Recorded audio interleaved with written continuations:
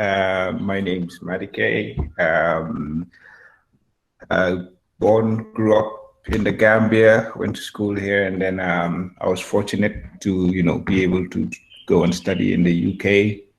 And I joined the MRC in 2006, and this was just after I had finished my A levels. I was fortunate to have a scholarship then because the MRC was starting to train Gambians on the fast track scholarship. So I did my first degree in medicinal and biological chemistry, mainly because I like chemistry and it was my favorite science and I just wanted something to do with it. And then I ended up coming back. I spent a little bit of time working in immunology. And then I got into bioinformatics, which at the time I thought was ridiculous because I could barely use Excel. So things sort of moved on quite quickly. And then I came back, did a PhD, and did a postdoc at the MRC for 2 years before I met my current boss at a conference. And, we had a conversation, started to build a relationship. And before you knew it, I was, on my way to go and work for him in America, of all places, somewhere I never thought I'd go and live. But, that's life. Life has its way of.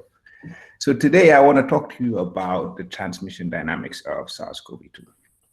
And the reason why I chose to talk about this is because I've been very fortunate over the past year. The department I'm working at is one of the leading departments for modeling SARS-CoV-2. They've done phenomenal work. So since this outbreak started in early last year, I've been at the forefront of witnessing really cutting edge research being done into the dynamics of how SARS-CoV-2 is transmitting, how the outbreak is growing, and how control and intervention measures are working and not working.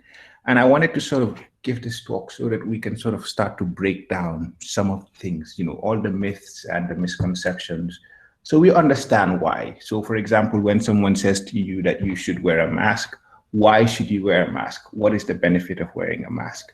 And really what inspired me to give this talk is because we've sort of developed a very absolutist mindset when it comes to COVID, where our thinking is that if something is not perfect, we shouldn't waste our time doing it, which is very wrong. Because human beings, fundamentally, by our very nature, we are flawed. So you are never going to get a human-made intervention that is going to be perfect. So before I start, I really just want to, send my heartfelt condolences to everyone who's lost a family member or who's been personally affected by this tragedy. It really is a tragedy beyond, there's almost 3 million people that have died that we know of, associated with COVID. There's probably a lot of people who have died and just got buried and we didn't know that it was COVID. But a lot of people have lost livelihoods. A lot of people are dealing with the long-term effects of being infected with COVID. So really, I want to send my heartfelt condolences to everyone who is affected adversely. So where did we start? Last year, around February, there was news of an outbreak in Wuhan. We knew that it was an outbreak of a respiratory pathogen, most likely a virus. It was spreading very rapidly. The case numbers were growing exponentially, a classical example of a highly contagious pathogen in that in the beginning, it just skyrockets and increases exponentially. So cause for concern, certainly.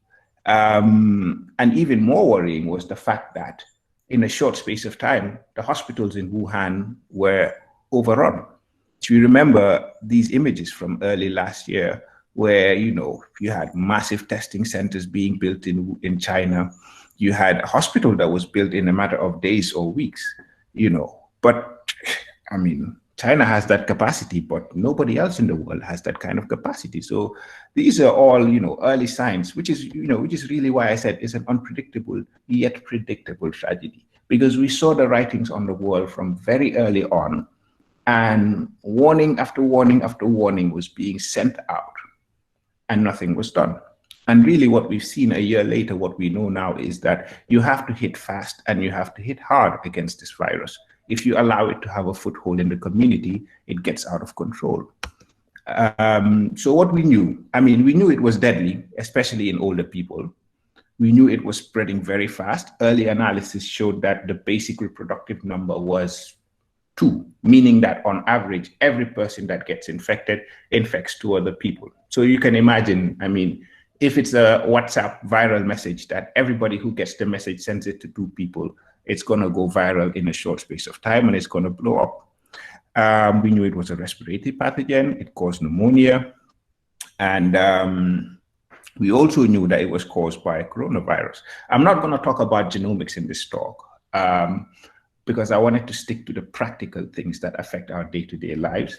But early on, there was a massive effort to sequence SARS-CoV-2 genomes, and the data were being shared at an unprecedented rate. It had never happened before. Typically, whenever someone sequenced their genomes, they would keep it until they had time to write it up and publish it, and then they'd share it, or sometimes they wouldn't even share it properly. But this time, people were sharing their sequences in real time, and we were able to get, very useful pieces of information from that. For example, phylogenetic dating showed that it probably emerged somewhere late 2019.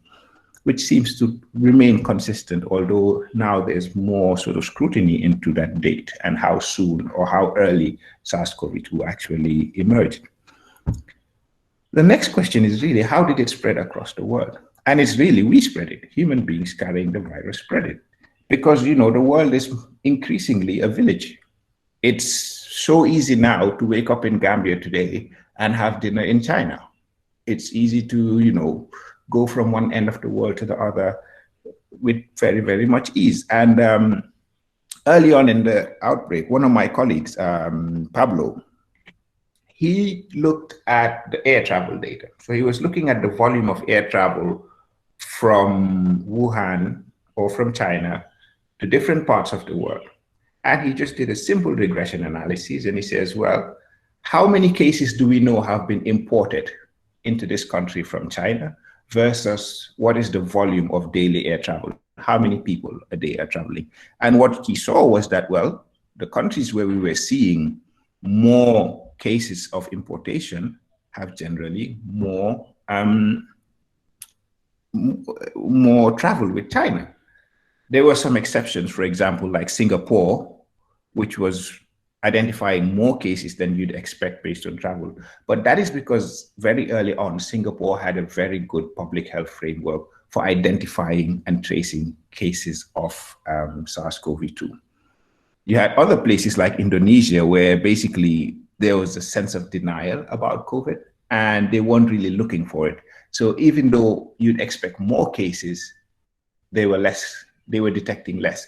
And there was actually at some point a back and forth between the head of our center and some of the senior officials in Indonesia. Not a direct back and forth, but they were lashing out at saying that, people are blaming the country for having COVID when they did actually. And you can see that as the pandemic went on, the situation got progressively worse there because of that lack of proactiveness. Another colleague of mine, Tigis, also looked specifically at Africa to see which countries were more likely to import cases of SARS-CoV-2 early on based on air travel with China. And you can see countries like South Africa, Egypt, Kenya, Algeria. These are all countries where you have much more contact with China through air travel. And if you look at the case counts, a country like South Africa, they actually had the highest number of cases in Africa, although that is also in large part due to the fact that South Africa has much better health infrastructure and they can test better, but it's still, it's still a correlate. So, but this was the beginning, right? And in as much as, so one of the reasons why the first SARS pandemic missed us is because there was very little travel between Africa and China at that time. And it was very easy to avoid importing cases. That was one thing. The other thing is that, and I'll talk about this more later, it was easier to control SARS with travel than it is to control this virus with travel. And I'll talk about that later because it has to do with how the virus infects the body and how it manifests in the body. But, you know, historically, we've had very strong ties with Europe, Africa. They colonized us for many years, and to this date, most of our administrative processes are directly linked to European institutions. Most of us go to Europe for studies, for holidays, we have family there. So the level of air travel between Europe and Africa is very high. And when, you know, because China and Europe have a lot of travel connections, when a large number of cases were transferred to Europe, Europe became the epicenter of the outbreak. And that's when we started seeing more cases being imported into Africa. But I want to also acknowledge the leadership of the Africa CDC, because they mobilized African countries very early in the pandemic to make sure that they were able to test for SARS-CoV-2 and also to put governments on alert so that whenever things started getting out of hand, they could take measures like, you know, restricting air travel or, you know, putting in public health measures early on. And I think that played a role in why the first wave in Africa wasn't so bad. The second wave in Africa is getting worse. It's not something I will talk about today, but it's something that I'm interested in as well. And I think part of that reason is because we're not as stringent as we were the first time, but we also can't afford to be as stringent as we were the first time because our economy simply cannot handle it. And mentally, people are just exhausted from COVID. So it's just not going to happen. So I want to sort of shift and talk about the individual. You know, how does an individual get infected with SARS-CoV-2? So when the virus enters into someone's body, there is a window. Hello. Yes. Madikay, you're not on presenter mode anymore. Can Lamarana Jalo stop the presentation, please? Whoever he is. Oh, is it? Somebody's messed up with Lamarana. He just presented his slides. Can you stop, please, Lamarana Jalo, if you could? Madikay, can you try? You can represent yourself, like present now again. Try it. Yeah. Okay, go for it now. Let's better now. Okay, cool. Okay. Are we back? Yeah, we're back. Yeah. Perfect. So when a person gets infected with SARS-CoV-2, there's a short window between when you're infected and when you start to develop symptoms, if you develop symptoms at all. And during that window, the virus replicates quickly in the body and the viral load gets higher. The higher your viral load, the more likely you are to infect a person, right? And then it sort of goes up and then it comes down for a while. It lasts for about 7 days on average.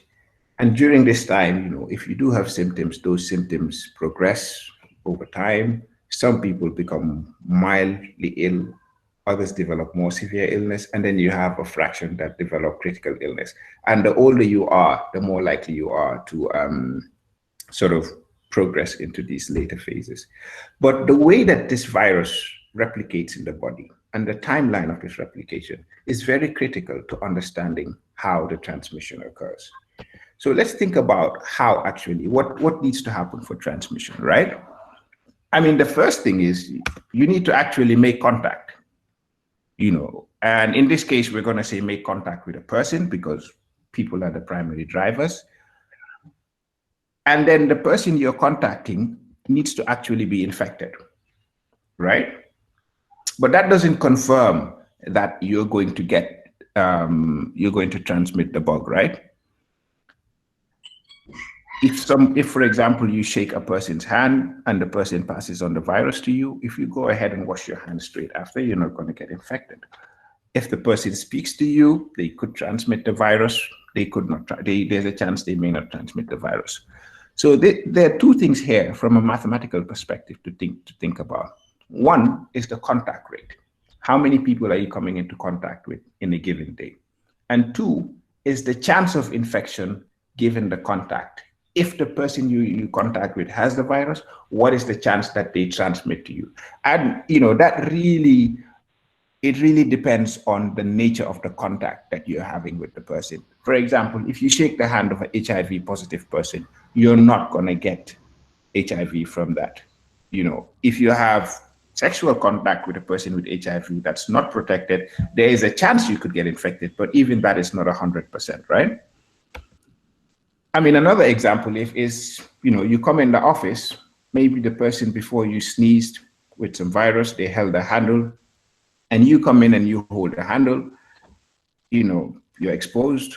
Could you get infected? Potentially, yes. I mean, similar thing if you go in the bathroom, you know, you touch the surfaces in the bathroom, you don't wash your hands, you could get an infection, right?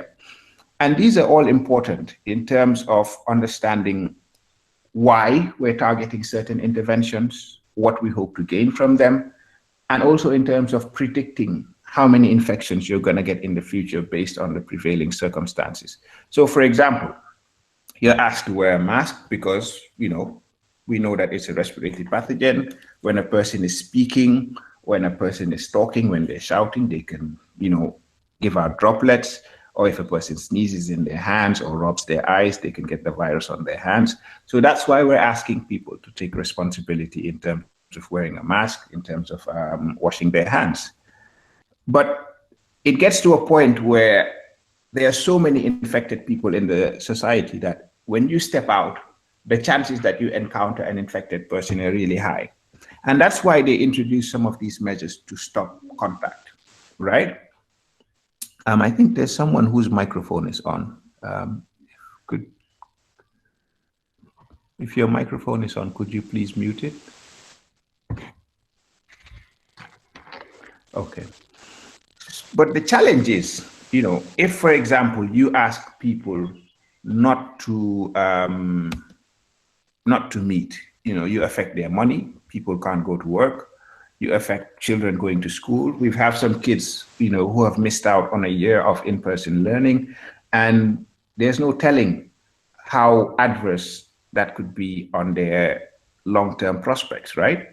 But also socially as well, you know, people are social, we are social creatures. So if you ask us not to meet with each other, it has a toll on us in terms of the mental health.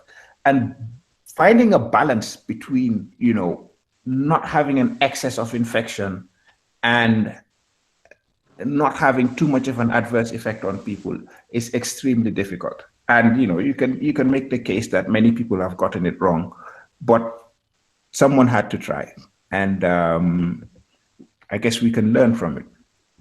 The other thing is understanding the difference between aerosols and droplets. And this is a very, you know, this is not a binary difference. These are two things that really overlap. But if we want to simplify it, is that, you know, when you...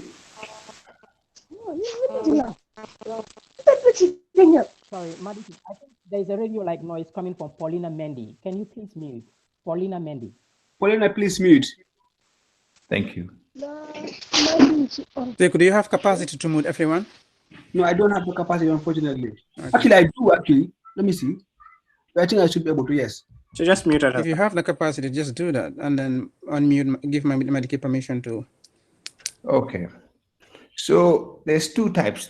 Really, the main thing here is just the size of the droplet, because the size of the droplet determines how far a droplet leaves. If I sneeze, or even while I'm talking here, if you could see, a lot of droplets are coming out of my mouth. The heavy ones fall to the ground quite close to where you are. And that's why they say, well, 6 feet is enough, because these heavy ones, they don't get past 6 feet. But the smaller ones could actually carry the virus, even though the load of the virus is small.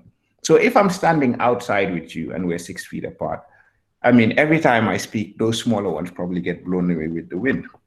But if we're sitting in my living room and we're chatting for an hour and we're laughing and we're shouting, then eventually the critical mass of aerosols in the air continues to rise. And eventually it's going to get to the point where you can get infected from basically the air that you're breathing out of a person that's talking and laughing and shouting. And this has an impact because, for example, if you think about kids going to school, and if the guidance is just put the chairs 6 feet apart, but then aerosols play a part, then even with that 6 feet apart in a room that's not well ventilated, you could still get transmission, right? And I mean, this is a really nice study that was done in Korea. And they were basically able to show, because they had like very, very, very, very detailed data, right? So patient A, or is it, yeah, patient B comes into a restaurant, right? They have the mobile phone data to show where the person is and for how long the person was there. And in the restaurant, they also have data on how the air is flowing, so how the air conditioner is blowing the wind, right? So interesting, this person infects person A, who was sitting way across, and person B and person C, but doesn't infect person D, who was right in front of them. And they were able to show this using the genomes as well. And the explanation for this is that actually the way that the air is circulating in the building is consistent with, you know, a stream of air flowing from this person down along these lines, which is why they were able to infect these two people. But in terms of this person, the air is actually blowing away from them. And this was one of the strongest evidences that we had to show that actually, yes, aerosols do play a part and ventilation does matter. And this is where masks also help, because if you're wearing a mask and you're talking, then the amount of aerosol that you can release is reduced significantly. And your mask will protect the people who are in the same room as you. And, you know, in the context of spreading, I mean, we have to mention super spreader events, right? So on average, there's a number we call the R0, which is the basic reproductive number of an organism, right? And this is an average. And it's used to measure how quickly we think that an outbreak would spread in a given population. And again, it's dependent on what the contact patterns are like within that, and also what the chances of infection given contact are. And typically, if the R0 is greater than 1, then the virus is going to spread. So, I mean, think about WhatsApp, for example. If everybody who gets the text sends it to more than one person, maybe I send it to one, this one sends it to 2, maybe somebody doesn't send it at all. But then you have some super spreader events. So let's say I have someone who's like a journalist and they put it on their Twitter page and 1,000 people see it. That's a super spreader event, right? And typically in most outbreaks, the driving force is these super spreader events, because not only does it lead to a large number of people being infected, but it leads to the creation of a large number of new transmission chains. So these are all new transmission chains, right? So if, let's say, we have a small outbreak here in Fajara, and then I have a party and I invite everybody from MRC, we come into my small room, we have a party, everybody goes home. So you have someone taking the outbreak to Talinding, someone taking it to Brufu, someone taking it to Brikama, someone taking it to Lamin. And all of these places are, you know, new territory where the virus can spread. And you end up now having a bigger problem, much bigger problem than you started with. And I know typically, you know, people think about super spreader events, you think about political rallies, you think about performances at the stadium and other things. But, you know, given the role of aerosols, having large gatherings at home, for example, with a large social network, are actually pretty good at leading to super spreader events. Because the longer you spend together in a small space without ventilation, the more likely you are to spread the infection, right? So what's different about SARS-CoV-2? What makes it difficult? And I'd made reference to the first SARS outbreak earlier. And really, it's about this window of opportunity that you get roughly about 5 days before a person starts to get symptoms, right? You get the virus replicating rapidly, and a lot of people are actually able to transmit the virus before they become symptomatic. And I'll break down how this affects the different intervention strategies that we've seen in a minute. But this is really the key that you need to look at. So I'm going to introduce you to some infectious disease modeling, a basic concept of infectious disease modeling, which is the concept of having, a susceptible population, an infectious population, and a recovered population. Susceptible meaning that you've never been infected by the virus and you don't have any antibodies, meaning you're vulnerable to it, right? Infectious meaning that you have been infected by the virus and your viral load is high enough that you can infect somebody else. And recovered means that, you've recovered from the virus, as we see here, your viral load is low and you cannot pass on the infection, right? And these are all averages. So from a mathematical framework, as we discussed, the chance that a person will transition from the susceptible compartment to the infectious compartment is contingent on how many contacts the person is making a day, how many of those contacts are going to be infected, and if the contact is infected, what is the chance that they're going to get the infection passed on to them, right? And you can keep track of this mathematically to see how it changes over time. And then the recovery compartment is just a function of time. If we say that on average a person is infectious for 7 days, then the rate of leaving the infectious compartment is 1/7. And you also will have to consider that some people could die from the infection, so you calculate that as well. But in the most basic form, this is sort of the holy grail of infectious disease modeling using differential equations. How does this play out in a population? Well, actually, it all happens very quickly. Like, the main part of the outbreak happens very quickly because every day you get more people becoming infectious. It increases the risk for the people who are still susceptible. Because even if you're still contacting 20 people a day, maybe on day one of them might be infected. But by the time the infection rate gets really high, it's possible that 5 out of every 20 people you contact are infectious, right? And that's where these interventions like wearing a mask and washing your hands come into play, because they reduce the chance of getting the infection. But if you're making multiple contacts with infected people in a day, then eventually, law of averages, you are going to get infected, right? And this happens very quickly. This happens very quickly. And this is what is referred to as the exponential growth phase of an outbreak.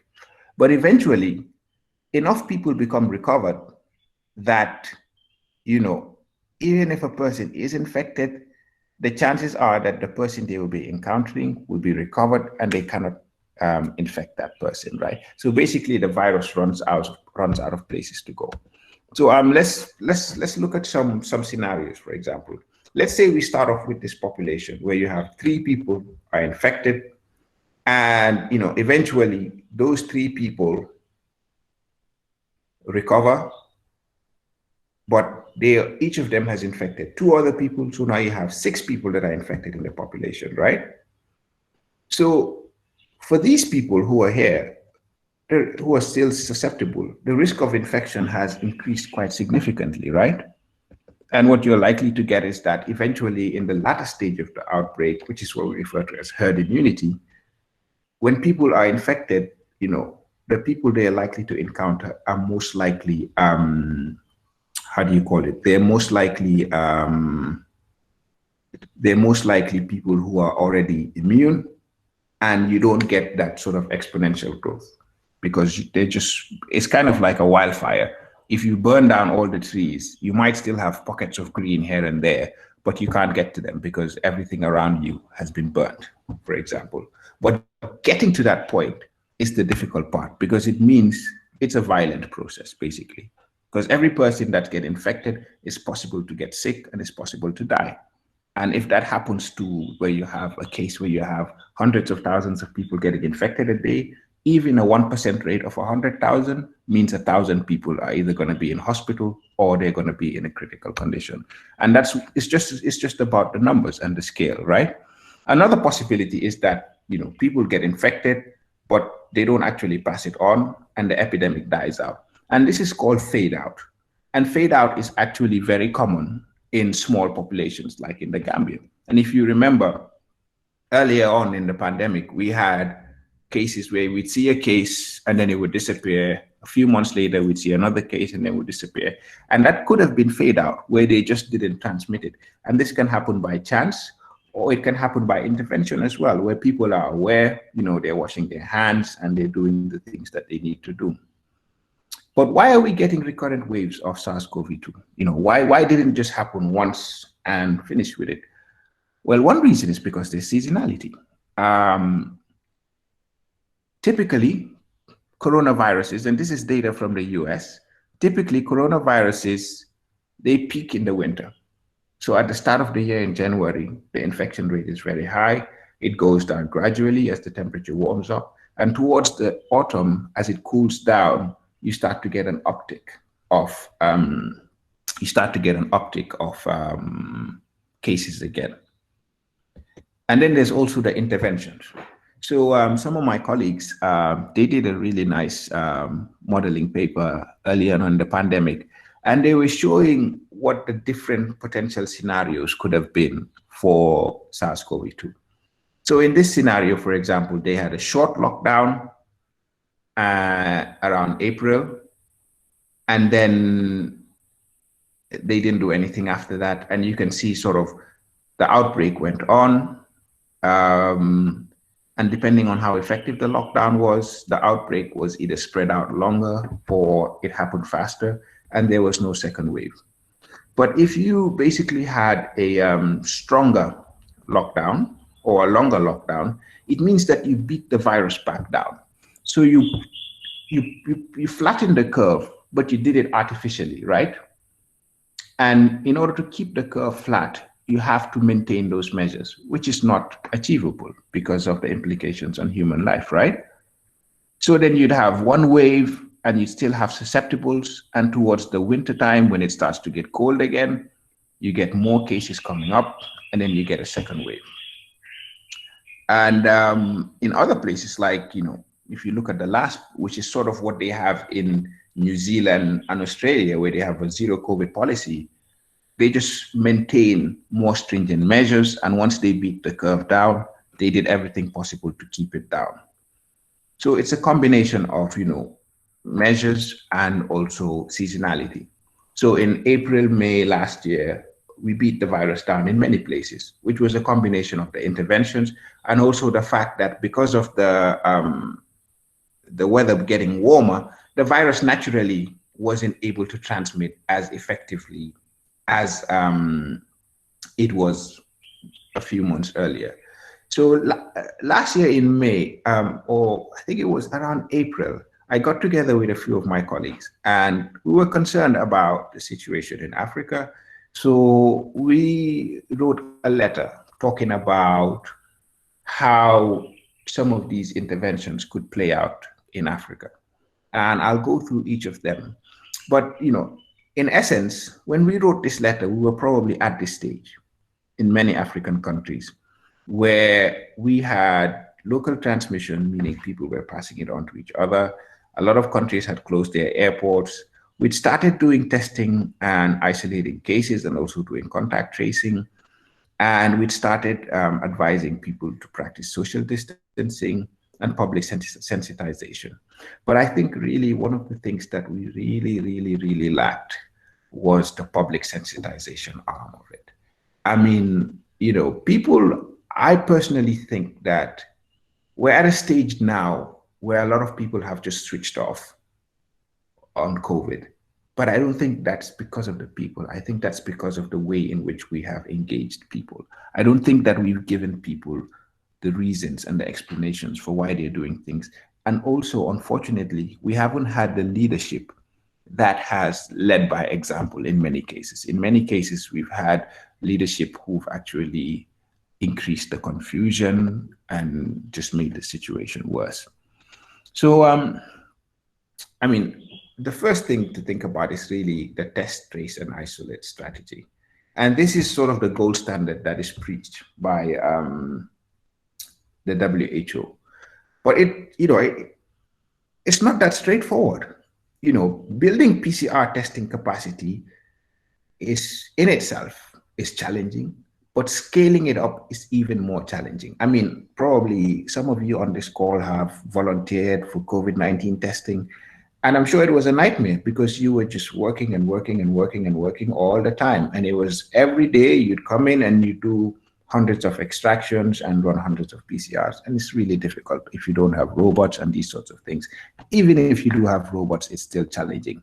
And then there were issues about the supply chain. You know, you had countries in Africa that wanted to buy supply testing kits, but they just couldn't buy it because bigger countries were eating up all of the resources. Tracing is also a challenge. You know, you need to have a very good database system in order to efficiently trace people. Like the example I showed you in Korea, for example, they had mobile phone data on the people who were being traced. They had genomic surveillance, so they could sequence the data. They also had travel history information. I mean, lots of data, and they also had CCTV information in the restaurant as well. And then to wrap it all up, you really need to communicate. The isolation, I mean, that's another big problem of its own. Everybody has seen the drama around getting isolated. I mean, it's expensive if you want to do it. If you want to do it in a center, which we've seen the government couldn't continue, and you can't ask people to pay for it because people can't afford it. So compliance is an issue, and then coordinating it is also an issue. Because if you put people in an isolation center that does not have infection control, that place itself is going to be a hotspot for transmission, where people who come there to work or whatever are going to come, pick up the virus and take it right back into the community. And also it relies on PCR. So, I mean, I just wanted to share this. This is work that some students that I was supervising at a recent conference did a really nice modeling job.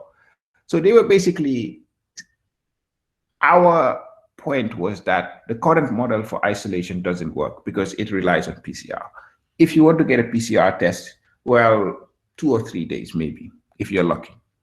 You feel like, oh, I want to do a test today. You have to find a place to go and test it, which you'll probably find tomorrow or book for tomorrow. And then you have to wait a day or two for your results. And as we saw, you know, those are the critical, that's like the critical window of this infection. That's where the viral load shoots up very quickly. That's when the person is non-symptomatic, and that's when they're likely to transmit. So what we showed was that, well, instead of waiting for PCR, why don't you give people a rapid test to test at home? If they test positive, then they can self-isolate. And instead of isolating for 2 weeks or 10 days, let them continue testing until they test negative, which will probably be about 5 or 6 days. So you have people deciding how they get to isolate and for how long they get to isolate. And you're probably going to get more compliance, because with the self-isolation mandate in the UK, for example, I've seen data suggesting that maybe 20% of people who are asked to self-isolate actually do it. So what we showed in our model is that, well, you have fewer quarantine days. So in terms of the economy, less wasteful in terms of work. You end up having fewer infections in total because more people actually comply if you ask them to isolate for 5 days as opposed to 10 days. And you're actually able to test more people because you don't have that bottleneck of someone having to sit there and manually pipette 1,000 different reactions. International travel has similar issues as well. So we've seen the COVID passport, the COVID test certificates. The challenge is it's not a standardized process. I could go online, or I could take the certificate I was given a month ago, put it in a PDF editor, change the dates, or even change the name, and just show up at an airport with this. And the person checking me in has no way of validating it. But even if the person can validate it, let's say I got infected and I got tested on day 1 and I flew out on day 4. By the time I arrive, it's day 5 and my viral load is shooting into the sky. I'm an infection risk. So for example, the government here, they got it right when they said, well, when you get here, we need to test you. But again, the coordination has to be right.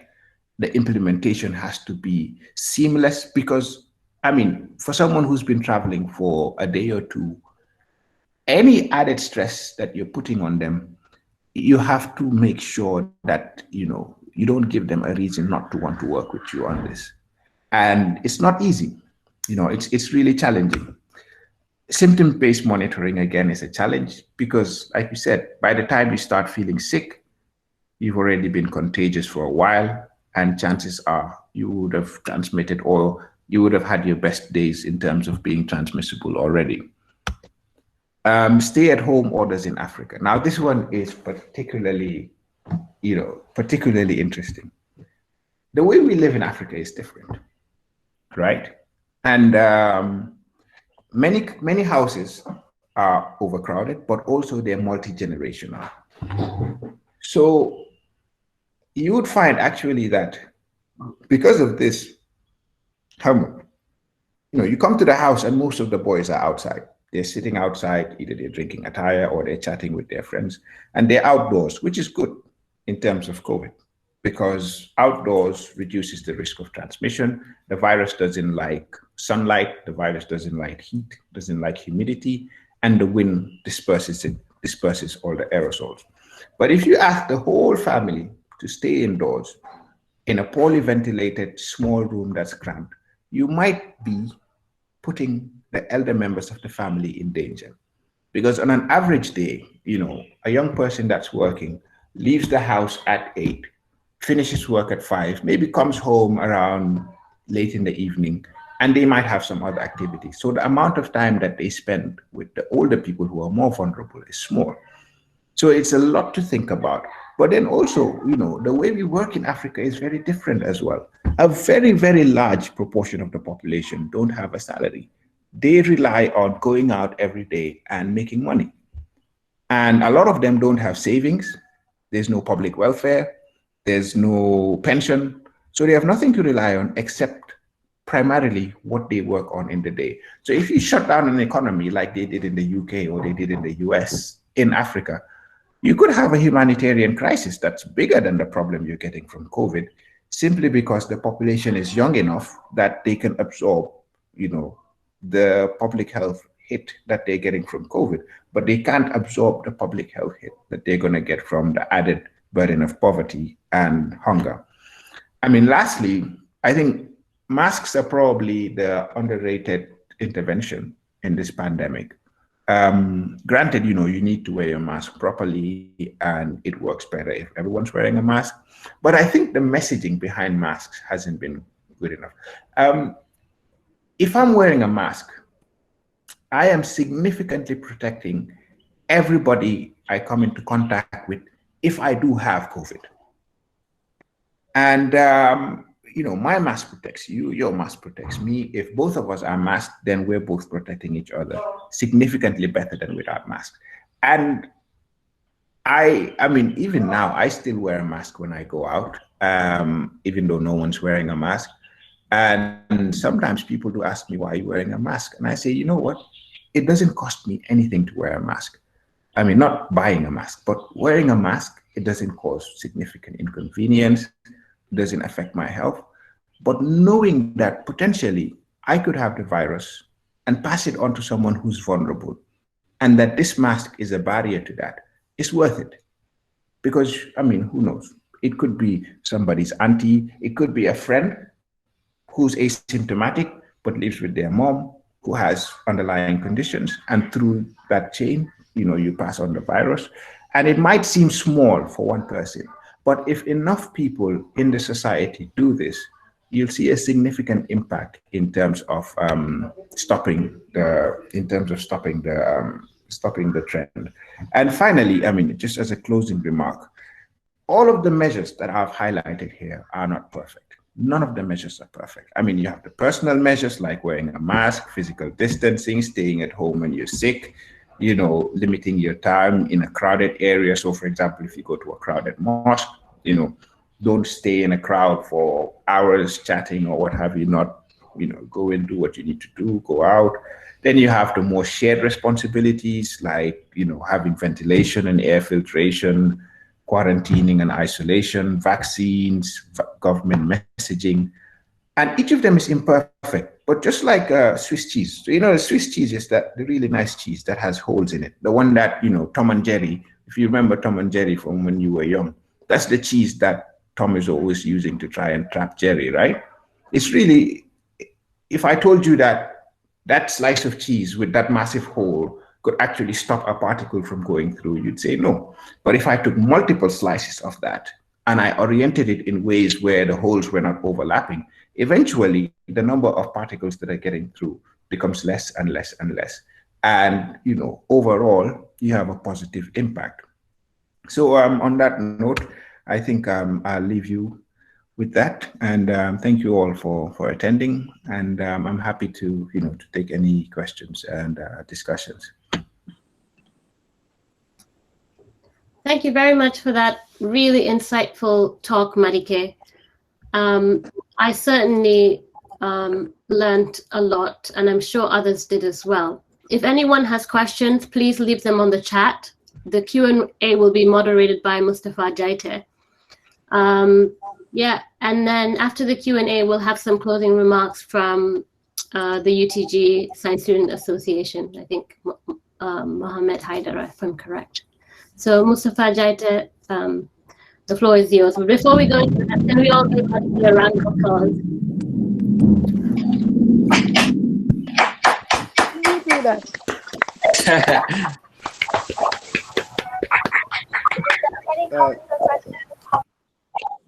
So thank you very much, Madikay, for that insightful talk. So the first question is from Ali Cham. It says, what's your take on the newly introduced COVID-19 vaccine? Is it safe or unsafe? Okay. Thank you. I think this is a very pertinent question. It's a very pertinent question. And it's a question that I feel should be discussed much more openly and much more broadly, which unfortunately we're not doing. So unfortunately, we are at the mercy of misinformation campaigns at the moment. To a large extent, a lot of the information that we're getting on the COVID-19 vaccine is coming from people who are not qualified to comment on it, or people who have an agenda because they have a certain way they feel about vaccines. And that's fine, you know, you can have your opinion, right? But I'll go back to what I said at the start. First things first, human beings are imperfect. We are imperfect, right? And we're never going to have an intervention that is perfect. So that's one. So if your approach to life is that when something is brought to you that you don't like, you are going to identify a flaw in it and use that flaw to tear it down, you're going to end up with nothing that you don't like, because it's always going to be easy to tear something down, right? Secondly, in terms of the vaccines, I'm not an expert in vaccines. So I'm sure there are others on this call, some of my colleagues who are immunologists who can comment better than me. But I do have some insights into epidemiology, right? And this is a vaccine that has been administered to hundreds of millions of people by now, right? And, you know, Mustafa, you worked in a clinical trial development, a clinical trial team. You would have hundreds of people in your clinical trials or thousands of people in your clinical trials, and that would be enough to determine if something was safe or not. This is something that's been administered to hundreds of millions of people. And I think we should be able to confidently take the data from that to conclude that the vaccines are safe. If the vaccines had an adverse effect, we should have been able to see it in that cohort of 10 million, 20 million, 50 million, right? But we're not seeing that. So I think the notion that the vaccines are unsafe, personally, I haven't seen how that is grounded in the data and the science. It could be grounded in speculation, where you could say, well, this is something new, so it could be an issue. Yes, it could be an issue. But in terms of these are the data that we observe so far, then the data do not suggest that the vaccines are unsafe. Quite the contrary, the data suggests that the vaccines are very safe. You know, they are very safe and that they are effective as well. And if you feel like there's a harm in the vaccine, I think it's good to weigh it up against the harm of what you're vaccinating against. You know, I'll give you a simple equation. You take 1,000 of our aunties, mothers, fathers, You know, you give 1,000 of them COVID and you give 1,000 of them the vaccine, and you weigh up the benefits and the harms in each arm. It's not even close. You know, it's not even close. So, and that's what we do in life. You know, you weigh up the pros and the cons of everything, and then you see how something benefits you and how something harms you, right? And I think that's what we need to do more of. We need to look more objectively at this issue of vaccines and how we use them in Africa. You know, let's look objectively at what is happening with COVID in our societies and how it's impacting our lives and how it's impacting people's lives. And then we look at the effect of these vaccines in Africa, how it will affect our lives and how it will get rid of some of the challenges that we're facing with COVID. Yeah, thank you very much. So we have lots of questions, some of which I feel you've answered, so I might skip them. So this is another question from Dowda Chan. He asks two separate questions, but I'll just merge it into one. So he says, there are a lot of people who believe COVID-19 is politically motivated. And also, do you have any knowledge about the source or the origin of the virus and like transmission from bats to humans and things like that? So could you shed some light on that, please? Right. So in terms of whether it's politically motivated, if you will allow me, I would prefer not to answer that question. Yeah. I like to be grounded in data. I don't have any data about what another person's intentions are. Yeah. I mean, is it possible that a person can use a scenario like COVID and use that to further their political or financial ambition? Of course it is. We've seen it throughout history. But can I say that this person is doing that? I don't have that data. And, you know, I like to see it as a biological problem that we have. Are you going to have bad players? Yes. You're going to have bad players in every situation. I mean, even when there was a financial crisis, there were people who were profiting from it, and they were deliberately making people suffer for them to profit from it. And that's going to happen with every situation in life. That's just part of human nature. In terms of the second question you asked was about the source. The source, right. So the prevailing narrative is that it's a zoonotic transmission, and there's evidence for that. But it doesn't mean that we shouldn't rule out the possibility that it could have been a lab accident. And I emphasize lab accident in the sense that it might have escaped from a lab, because that's happened as well in the past. So I think we need to have a very pragmatic approach, and we need to be able to look at things systematically. And the head of our center, he gave a very, very, very nice, you know, thread on Twitter talking about this. And he says that, well, if you want to rule out that a lab is not the source of this virus, there are certain things that you could have done. So for example, if every strain that's handled in the lab is being sequenced, and you've analyzed those sequences and you see that there's no possible ancestry from a strain in the lab that could have led to this virus, then you categorically remove any doubt, right? And he says that these things have not been done. So it behoves the authorities to look at this closely, because he cited that in the US and other Western labs, there have been many instances where you've had accidents in labs, and sometimes it's covered up by authorities, right? Nothing to this scale, but it's still a possibility. And he's saying it from the perspective of that we need to be sure that this hasn't happened, because we need to prevent this in future as well. So we need to actually have mechanisms in place to ensure that bacteria or viruses that are being investigated in a lab do not escape out into the human population, especially if they're very contagious. So, I mean, yeah, I think that's what I can say about that.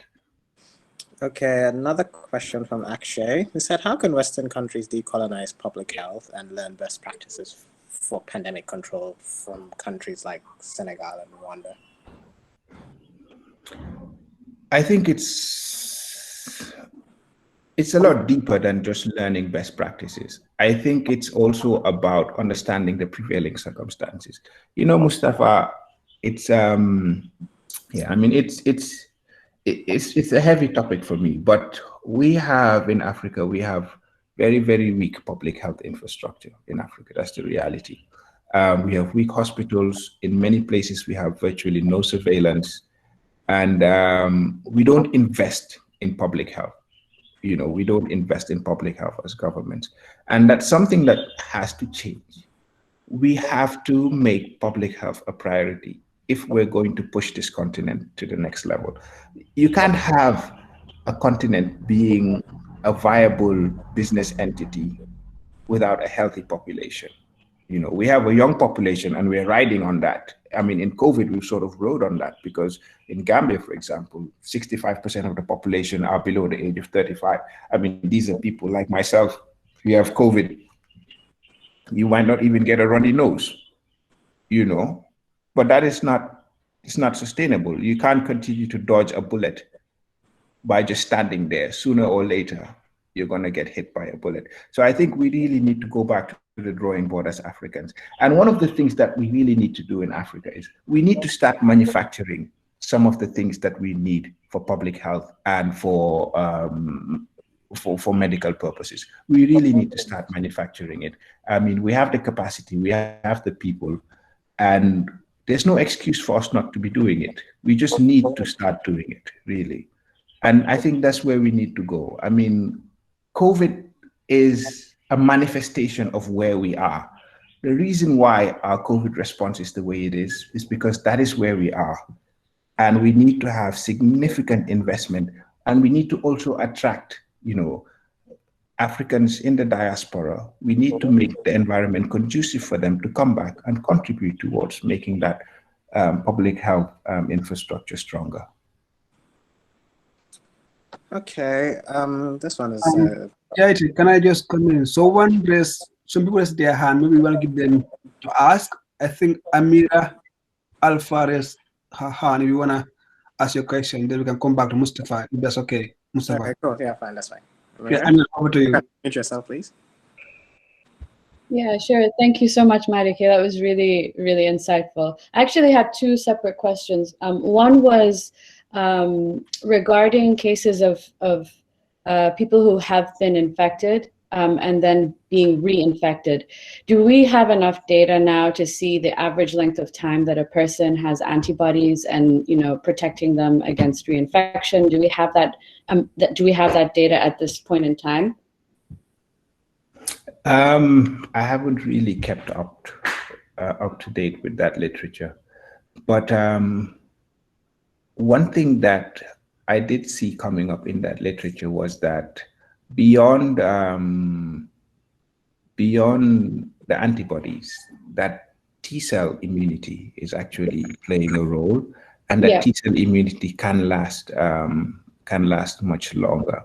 I did see a very nice paper in Science, though, which talked about how basically the end game of COVID-19 is that it's going to be like the seasonal cold. Because eventually, if most of the adult population has had it at least once, they're going to have some level of protection, and the infections are going to be mild in them. And all the new people who are becoming susceptible are going to be young people. And naturally, unless it evolves into something that can cause serious disease in young people, they have it as a mild thing as well anyway. So eventually, all the cases that you're getting, the vast majority of them are going to be mild. And only a few people, especially now with vaccines, would be completely susceptible to it and at an age where they could get severe disease. So yeah, I think that's the last I'd seen on that. Okay. And then the second question I had was, there are a lot of places of work that test you, for introducing you back into the workplace. But what I've seen is that, and from the data that I've seen is that they'll test you on a Monday, but then they don't give you the results till the day or two later. Meanwhile, that person has been at work, they have been moving around the office, they have been potentially spreading the virus. So has there been any workplace testing models developed where the workplaces can deploy, I don't know, like testing on the weekend so that they know by Monday if you can come in or not? I don't know if you guys do that as well. I know you don't see a lot of data, so I don't know if it's... So we haven't, I haven't actually seen any data on that. But again, it just comes back to, this issue of PCR testing and the shortcomings. And again, it's tough because it's a trade-off between productive work hours and, what level of public health safety measures you're willing to take. And personally, for me, the solution I would prefer is to reduce the turnaround time between testing and results. That would be what I would push for if I was working on that. Because putting the onus on people is challenging, because they have many things that they're considering, right? And in some cases, they're probably not as concerned about COVID. I mean, in an office where everybody's young, for example, they might individually, it might not be a problem, even though collectively as a population, if everybody does that, then we start to have a problem, right? So I think we need more rapid testing. And I think this is something that we've been advocating for. Some of my colleagues have been advocating for. We really need rapid testing, and people need to be able to test themselves at home. Really, you need to remove the layers of bureaucracy, and then they can also test themselves more frequently as well. So instead of just testing on a Monday, you can test on a Monday, Wednesday, and a Friday. Yeah. I think the issue with rapid testing, though, is the accuracy. It's not as accurate as a PCR test, but if they can get the PCR tests to be, like you said, shorter turnaround time, like with hours as opposed to days, I think that is when things can really change. So the thing is, yeah, I just want to share with you like what we do here in Australia, because I'm working in a health hotel where we, deal with returning travelers who are infected with COVID, and we do testing every day, and you get your results before the next day. So at least if you are infected, you would get your results, and then they would advise you to self-isolate rather than coming back to the workplace and infect more people. So that is something that, we've started in Australia, and it's really working well right now. We have no COVID cases. The last resident left yesterday, so it's really helpful that at least we are protecting ourselves and also the community. Yeah. Thanks, Cora. So Mustafa, we have more people raise their hand. We have Sambu MS Fuso. Sambu, over to you. Yeah, thank you very much, Madikay. Thank you for that nice presentation. So, we know that physiological aging is associated. Hello, can you hear me? Hello. Ibrahim, mute. Hello? Go ahead. Yeah. So, so physiological aging, we know, is associated with decline in immune function, and then we also know that the alteration of the immune system in those with underlying health condition has been largely blamed for the high rate of infection in these groups. But we also know that children also have underdeveloped immune system. And then, however, we have seen very low rate of infection in infants and the young children. So my question is, what would you say are the possible explanations for this? Oh, Sambu, that's that's completely out of my field. I mean, I can't. I'm going to ask to. Can I chip in? Maybe I can come into that. Yeah, I'm not an immunologist. Yeah, so let's take, for example, like TB. So childhood TB has been a challenge to diagnose, and you might argue that epidemiology wise, you have fewer cases of childhood TB. But the thing is that it's quite difficult to diagnose it because children, their immune system is underdeveloped, so they don't tend to develop because most of the symptoms you see with COVID is a reaction of the immune system. So when you start having chest complications or you start having fevers because your immune system is overreacting. So to say that maybe you have fewer cases than COVID, yes, it could be the case, but it also be the fact that we're not actually testing children because we don't actually believe that they have it. So likewise in the case of TB. So maybe that could be the case that just because the immune system is underdeveloped, they're not having immunopathologies that are associated with COVID that you would see with adults that you would normally test. So maybe that could be one of the explanations as to why children don't actually have as many cases of COVID as in adults. Yeah. Can I add to that as well? Yeah. We have these, this is about internalization of the virus. At the beginning of the pandemic, I was involved in a project where we were trying to investigate internalization of the virus into the cell. So what happened is that SARS-CoV-2 have this RBD, RBD binding protein, which binds to the ACE protein in the human cell system of the lung. And the ACE is produced by is angiotensin converting enzyme 2. And that enzyme, what it does is, I don't know, I cannot tell you the whole story about that, but there is evidence that older people produce more of the angiotensin converting enzyme, and that enzyme is important for the internalization of the virus. So because kids don't produce a lot of that enzyme, because they are younger people don't produce a lot of that enzyme, because it's a product of injuries and stress and so on from the heart. So they don't have a lot of that enzyme, which is essential for internalization of the virus. Therefore, infection of that group of people becomes lower just because of that.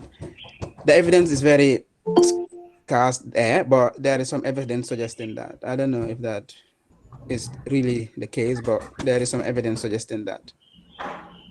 Mustafa, yeah. Sorry, can I interrupt you, please? Yeah. Because I've seen a question in the chat, and I think this is a very, very important question that we need to touch on. Okay. It's from and she says, do you think that perhaps Africans' feelings towards the vaccine can be justified based on the history of using Africans as guinea pigs? And do you think that perhaps the governments need to sensitize the population to encourage use? I think this is a fantastic question. And I think this really, really is critical to where we are in terms of COVID in the Gambia or in Africa as a large. And yes, absolutely. Absolutely. Africans should have the right to feel skeptical about interventions that are coming from abroad.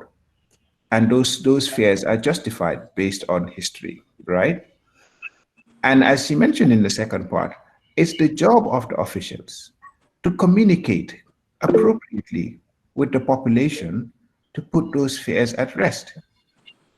We need to communicate better at what steps have been taken to make sure that Africans are not victimized by these vaccines. We need to communicate with the population to let them know what steps have been taken to make sure that these vaccines are safe and that they will not be subjected to a undue level of harm from these vaccines.